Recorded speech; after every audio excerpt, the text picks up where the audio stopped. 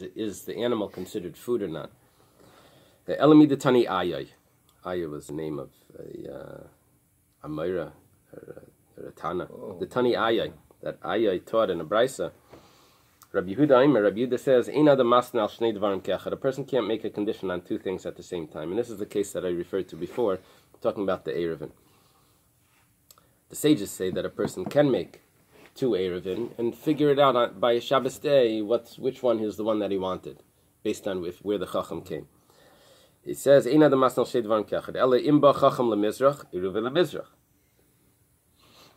the Chacham comes to the east, that's good. Eruva lemizrach, that's fine. L'mayrav, if he comes to the west, eruva l'mayrav. However, but they can't say both. You see, what happened was the Chachamim said that, let's say there's two sages that are coming, two rabbis that are coming to give a speech. He doesn't know which one he's going to want to go to. Tomorrow I'm going to decide one. One says stories and one teaches halacha. So he doesn't know which one he wants to go to Friday night. So he puts two Erev in and he says, Shabbos day, I'll see what I'm in the mood of. So then Rabbi Yehuda doesn't allow that. Rabbi Yehuda doesn't allow. He only allows if there's one chacham that's coming and you're only choosing one or the other. But here, if there's two that are coming and you want to decide later, that he doesn't accept. V'havinamba, we ask, what's the difference? What's the difference if you're deciding later on both of them? Maishna lakan ulakan delay. What's the difference if you put both? Because there's two chachamim that we say that's not a good erev. The ein breira, it's not considered. Mizrach ma'ariv nami ein breira. If you put one and you don't know where the chacham is coming to, because from a distance the chacham can say, I see that side of the city, the small cities. That side of the city has a nice area. We're going to spend Shabbos there. We're going to give the lecture there. Or he can see the other side of the city. So the following day he'll decide. He can decide at night because he can see it, and that's good enough. And the people in the city will decide by day which one they want to go to. Not which one. Where the chacham is, that will be the erev that they accepted. So the Mizrach Mar Nami Ein Breira, V'amar Rabbi Yochanan resolved this problem, and he said, Ukvar b'chacham. We're talking about that the chacham was already there before Shabbos. The Chacham is there before Shabbos. He just doesn't know which side the Chacham is. The next day, the news is going to come. It's going to tell him that there's a Chacham outside and you can go hear the drasha. So it's going to retroactively tell us where he originally meant for his Erev to be, to the east or to the west. So here we see that Rabbi Yehuda himself doesn't hold of Breira. Because if he would have held of Breira, then we wouldn't need the Chacham near already. What's happening? It's not Breira, it's not a retroactive. Here, one of his Erev actually took effect because the Chacham was already there. He just didn't know which one it was, so we tell him which one it was. But if the Chacham didn't come yet, then that would be a case of Breira, retroactive designation, which one he really wanted. He put both. That Rabbi Yehuda doesn't hold of. So if Rabbi Yehuda doesn't hold of Breira, that means that when someone shechts on Yom Tiv, how's he shechting? The animal was there. Was it meant for food or was it meant to grow? We know that it was meant to grow. Could be it was also food. Well, how would I say that the animal is food if I say Breira? Now I shechted it. I see that it was food. But if Rabbi Yehuda doesn't hold a Breira, then he can't shecht on Yom Tiv. How could you shecht on Yom Tiv? It's only because an animal is not meant to grow. An animal is meant for food. That's Abaya's opinion. If an animal is meant for food, according to Abaya, the way Abaya learns, then why does Rabbi Yehuda say if someone shechts on Shabbos, is it forbidden to eat on Shabbos? It was food the whole time. All of this takes us back to which Rabbi Yehuda was Rav referring to when he says you can't eat it on Shabbos. It's Rabbi Yehuda of Hachana that says that you can't cut that Rabbi Yehuda says you can't cut a carcass of an animal up to give it to the dogs. We were trying to say that that's Rabbi Yehuda that says you can't eat from shechted, an animal that shechted. We said that that's not applicable because an animal that shechted was food the whole time. This was not meant to be animal food. Okay. Elam Rabbi Yosef, Rabbi Yehuda the Kalim. We have a new Rabbi Yehuda. It's Rabbi Yehuda of vessels. It's the same Rabbi Yehuda. It's just a different opinion of Rabbi Yehuda that we're referring to. Rabbi Yehuda is always Rabbi Yehuda Rabbi Eily, not Rabbi Yehuda Nasi. Rabbi Yehuda Nasi would say Rabbi Yehuda Rabbi Eily is when we discuss Rabbi Yehuda. The lion? He was the one that praised the Romans, and he's the friend of Reb Shimon Bar Yochai. He was the Rosh Medaber. That was Yehuda ben Gerim was the one that told the Romans, or told someone that told the Romans. And Rabbi Yossi was silent. Rabbi Yehuda was Rabbi Yehuda Rabbi Eily. He's buried right outside of Tzfas. He was extremely poor. It says 6 of his students could cover themselves with 1 talus. It says that him and his wife had the same garment. He didn't. When Rabbi Gamliel says, "How come you didn't come to the yeshiva?" He said, "My wife had the coat. They didn't have food." Reb Tarfon gave him beets to eat. That's why the lady said, "How come your face is red? Looks like you're drunk." A Roman woman, and it was from the beets of Reb Tarfon's field. Reb Tarfon was wealthy. Okay, so it's Rabbi Yehuda of the vessels. The Tanan, it was taught in the Mishnah, Kol HaKelim Anitanim B'Shabbos, all the vessels are permissible to be handled on Shabbos. Shivreim Nitalim. If they break, you can also use them on Shabbos. It's a big discussion if someone's button falls off.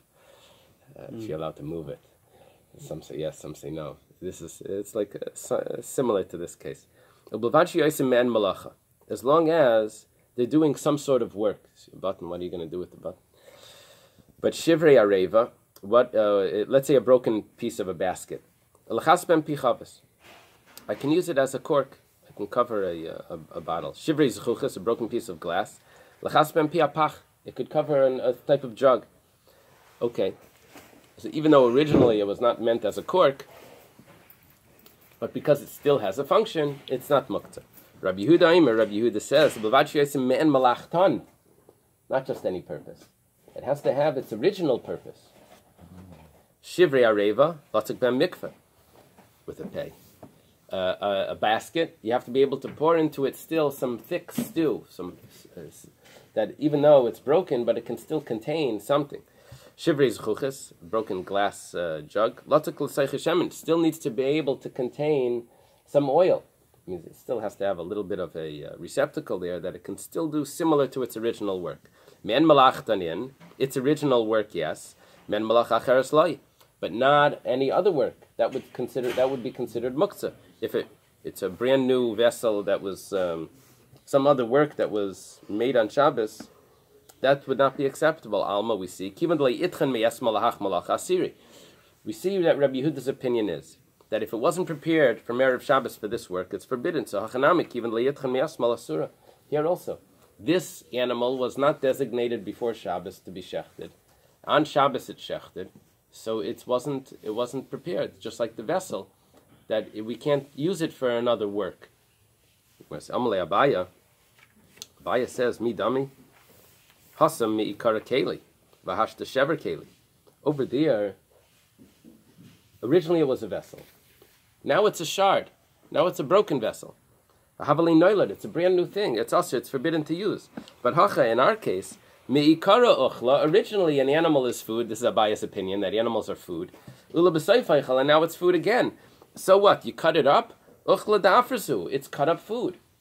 Uchla da'afras means separated food. Rashi discusses the word efras, what it means. But v'shaminli l'Rabbi Yehuda, and Rabbi Yehuda holds the Amar that he says, uchla da'afras shaperdami, that food that's separated is not a problem.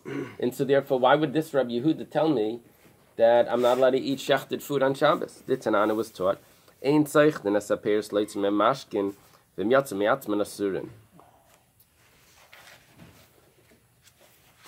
Everyone holds that you're not allowed to squeeze grapes and olives on Shabbos. That's clear. Grapes, they're designated for juice, and olives are designated for the oil. So that you're not allowed to squeeze it on Shabbos. It's considered mefarek, schita, mefarek. It's a tolda of dash. It's a standalone. Not if you're doing it on other foods. Yeah, that's something else, right? But even grapes and olives, probably on other foods, would be forbidden. It's only the other foods, like a lemon or other foods. But I'm not sure about that. But so grapes and olives for sure you can't squeeze. What about other foods, like pomegranates, that sometimes they're eaten and sometimes they're juiced? So the sages say that you're not allowed to squeeze them on Shabbos. And if juice came out on its own, it's forbidden. Why? Because you may end up squeezing it, and you're not allowed to squeeze it. Rabbi Yehuda says, Imla Eichlin, if it's designated to eat, so mutter, what comes out naturally, just oozes out, that's permissible to drink. We're not concerned that you're going to squeeze it, because you designated it for food. The Imla Mashkin, but if it was designated for drink, these pomegranates or whatever, what comes out is forbidden. Why? Because if you're going to be able to drink that, you may squeeze the rest. So Rabbi Yehuda is concerned about something that's designated for drink, that you may squeeze, but designated for food, but oozes out, he doesn't consider it drink, he considers it food, which means that what's designated for food, even if it's removed, uchla de ifris, it's still considered food. So because the juice that comes out of the fruits are considered food. The Gemara says, 1 second, Lavitmar Allah, was it not taught about that? Amar Rabbi Yehuda, Amar Shmuel, that Rabbi Yehuda says, in the name of Shmuel, this is a different Rabbi Yehuda, this is Rabbi Yehuda by Yechezkel, says in the name of Shmuel, that Maida Haya Rabbi Yehuda, that Shmuel said that Rabbi Yehuda would agree lachachamim, besali zeisim va'anavim, that what oozes out of olives and grapes is forbidden. Alma kivan de l'schita kaima yoav daite. What comes out is that since it's meant to be squeezed, he puts his intention to it, yoav daite, puts his intention on it, and we have a decree that he may end up squeezing it. So hachanami kivan de l'schita kaima yoav daite. So since this is meant for shchita, so we should make a decree. You may end up shechting it.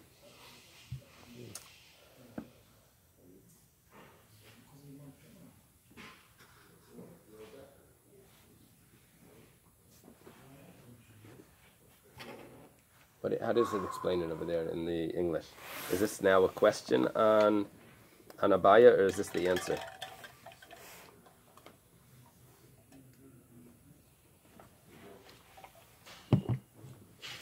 We're talking about the grapes, that if it oozes out, then there's a decree that maybe he's going to squeeze it itself. So here by the animal, if he's going to shecht it, and he's going to be allowed to eat it, so we should make a gzeira that he shouldn't be allowed to eat it. This is an answer. Everything works. Everything fits. Where's the Rabbi Yehuda that forbids the eating the food, the shechita on Shabbos? Is this Rabbi Yehuda here that says that since he may end up squeezing it if we allow him to eat it, so here also if we allow him to eat it, he may end up shechting. So we make a gzeira. The Gemara now asks in it, Midihu time, is this a good reason? Ela Rav. Who said that Rabbi Yehuda says you can't eat it on Shabbos if you shecht? Rav. But Rav says that Rabbi Yehuda allows olives and grapes, that even though you may end up squeezing it if you're going to drink, he says he's not concerned about that. So Rabbi Yehuda this machlekes Rav and Shmuel, if Rabbi Yehuda argues about olives and grapes, what oozes out. So according to Rav, Rabbi Yehuda argues about that and he permits it. That would mean that by shechting on Shabbos it should be permitted as well. And we shouldn't make any decree that maybe if we're going to allow him to drink it, then if we're going to allow him to eat the meat that was shechted, he's going to go on and shecht itself. Elam Rav Sheshes, we have a new answer.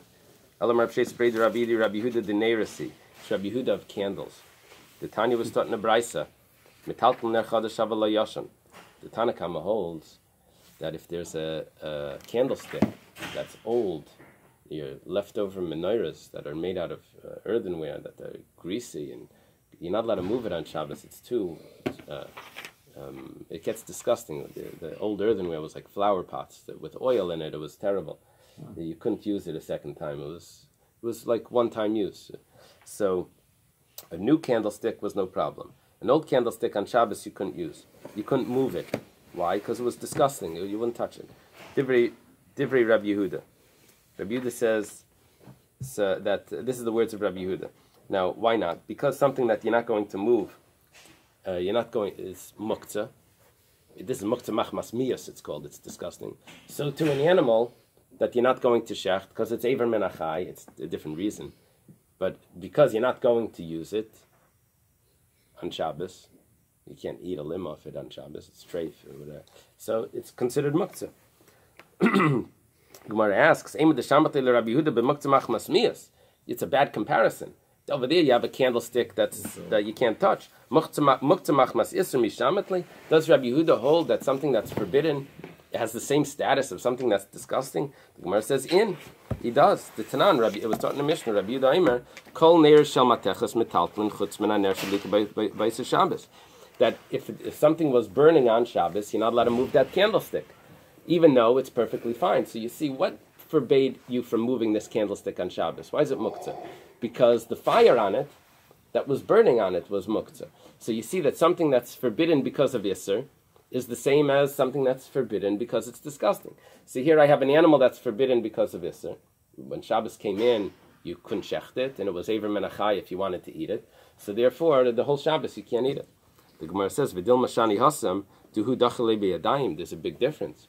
Over there, he lit the candle. He made it muktzah.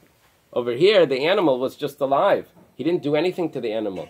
Maybe Rabbi Yehuda only holds of muktzah by Isser when you create the Isser, by lighting the candle. Here you didn't do anything. Okay, we'll leave this for tomorrow. Yeah. We need the 60-second executive summary. We are looking for the source for not eating the food that's shechted on Shabbos. We say that it's Rabbi Yehuda. We tried a Rabbi Yehuda that talks about hachana, which means the carcass that's cut up for the nevela. And we weren't able to prove that that's going to be a source for this, that you can't eat it, because maybe an animal is considered food for humans. Then we tried Rabbi Yehuda of kalim, of vessels, that says new vessels, broken vessels can't be moved. And we said that wasn't a good source either, because here it's considered food. Abaya's answer as well. And then finally we had the last Rabbi Yehuda. We said, actually we had two more Rabbi Yehudas. One was, the last Rabbi Yehuda was Rav Sheshes, who says that it's Rabbi Yehuda of the candlesticks, that says that it's muktzah. We said, no, over there, the candles you lit, you made a muktzah. Over here, the animal, you never made muktzah. How do you know that it's really muktzah? So yes.